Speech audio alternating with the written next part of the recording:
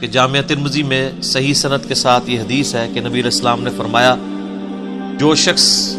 یہ خواہش کرے کہ وہ قیامت کو اپنی آنکھوں سے دیکھ لے، یعنی قیامت کے دن کا نقشہ کیا ہوگا، وہ منظر کیا ہوگا، تو وہ قرآن کی 3 صورتیں سورہ التکویر اور سورۃ الانفطار جو آج ہم پڑھیں گے،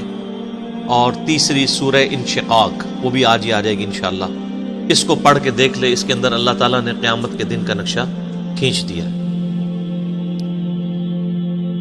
اعوذ باللہ من الشیطان الرجیم، بسم اللہ الرحمن الرحیم۔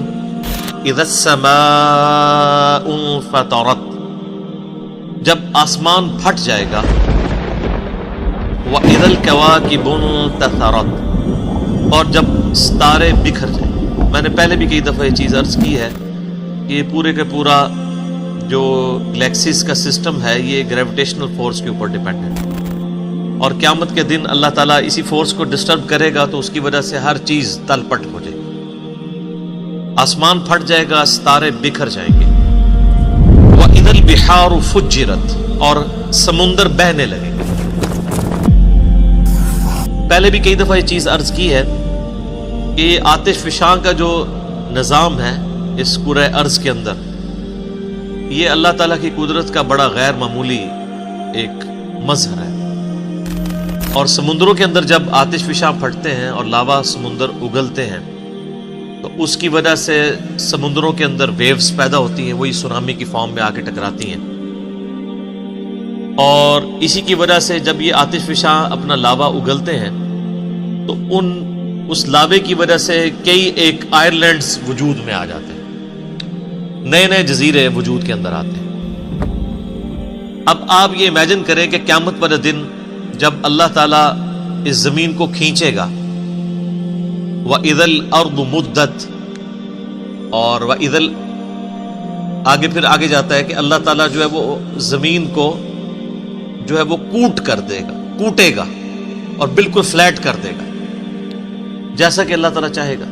تو اس کی وجہ سے زمین کا جو لاوا ہے یہ باہر نکلے گا، یعنی جو سائنٹیفکلی ہمیں چیز سمجھ آتی ہے واللہ اعلم۔ اور جب زمین کا لاوا اتنی کثرت کے ساتھ باہر نکلے گا تو یہ جتنے آپ کو سمندر نظر آ رہے ہیں یہ سمجھ لیں بہت بڑی بڑی ایک دیگیں بن جائیں گی جن کے نیچے آگ جلی ہوئی، اور جب یہ پھر پانی ابلے گا تو پھر یہ باہر نکلے گا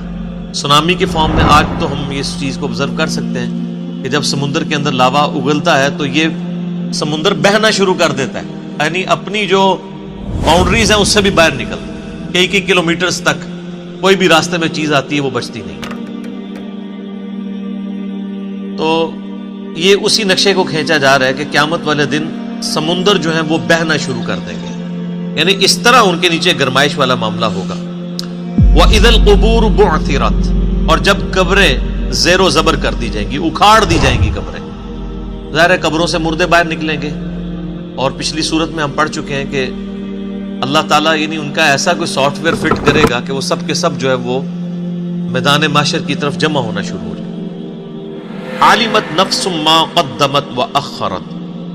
ہر جان لے گی جو کچھ اس نے آگے اعمال بھیجے تھے یا پیچھے چھوڑ کر آیا تھا اپنے اثرات، یعنی کئی لوگ ہیں وہ اپنے اعمال تو آگے بھیجتے ہیں اور ساتھ ہی ساتھ دین کا ایسا کام کر کے جاتے ہیں کہ پیچھے اس کے اثرات باقی رہتے ہیں، جو لوگ اس کے اوپر عمل کرتے ہیں اس کا ثواب بھی اسے ملتا ہے، اور اگر وہ برے اعمال چھوڑ کے جاتے ہیں تو اپنا وبال تو وہ چکھیں گے، جو پیچھے چھوڑ کے جائیں گے ان کا وبال بھی انہیں چکھنا پڑے۔ صحیح مسلم میں حدیث ہے کہ اللہ کے محبوب صلی اللہ علیہ وآلہ وسلم نے فرمایا جس نے اسلام میں کوئی اچھا طریقہ جاری کیا تو جتنے لوگ اس کے اوپر عمل کریں گے اس کا ثواب اسے ملے گا، اچھی بدعت نہیں، سنتن حسنتن، اچھا طریقہ۔ جیسا کہ میں کہتا ہوں امام بخاری نے ایک اچھا طریقہ جاری کیا کہ نبی علیہ السلام کی احادیث کو کتابی شکل میں لکھا، حدیثیں وہی تھی کتابی شکل میں، تو یہ ایک اچھا طریقہ ہے۔ اور آج کے دور میں اس کا اچھا طریقہ ہے کہ عربی سافٹ ویئرز بنائے گئے ہیں احادیث کی کتابوں کے، قرآن حکیم کے، اینڈرائڈ ایپس بن چکی ہیں، یہ سب کے سب اسلام میں اچھے طریقے ہیں۔ پہلے لوگ گٹھلیوں کے اوپر پڑھتے تھے، تسبیح کے دانوں پہ پڑھتے تھے، اب اس کی ماڈرن فارم جو ہے وہ الیکٹرانک کاؤنٹر کی شکل میں، یہ اسلام میں ایک اچھا طریقہ ہے۔ تو جس نے اسلام میں اچھا طریقہ جاری کیا، جتنے لوگ اس پر عمل کریں گے اس کا ثواب اس کو ملے گا اور ان کے اپنے ثواب میں بھی کمی نہیں ہوگی، اور جس نے اسلام میں برا طریقہ جاری کیا تو جتنے لوگ اس پہ عمل کریں گے اس کا وبال اس پہ ہوگا اور ان کے وبال میں بھی کمی نہیں ہے. یہ حدیث صحیح مسلم میں. اور صحیح مسلم میں ایک اور حدیث ہے کہ نبی صلی اللہ علیہ وآلہ وسلم نے فرمایا جس شخص نے کسی کو ہدایت کی طرف رہنمائی کی تو جتنے لوگ اس راستے پہ چلیں گے اس کا ثواب اس شخص کو ملے. یعنی اس کائنات میں سب سے زیادہ نامہ اعمال میں جس کے ثواب جا رہا ہے وہ امام اعظم محمد رسول اللہ صلی اللہ علیہ وآلہ وسلم, جنہوں نے پوری انسانیت کی رہنمائی کی ہے ہدایت کی طرف. اور جس شخص نے گمراہی کی طرف رہنمائی کی تو سب لوگوں کا وبال اس پر ہوگا اور ان کے اپنے وبال میں بھی کمی نہیں ہے. تو ایک تو معنی اس کا یہ ہے کہ ہر جان لے گی کہ جو اس نے نامہ اعمال اللہ کے حضور بھیجا تھا اور جو پیچھے نامہ اعمال چھوڑ کے آیا تھا, اچھا یا برا. اور ایک دوسرا معنی بھی اس کا بنتا ہے, عالمت نفس ما قدمت و اخرت. ہر جان لے گی کہ جو کچھ اس نے مقدم رکھا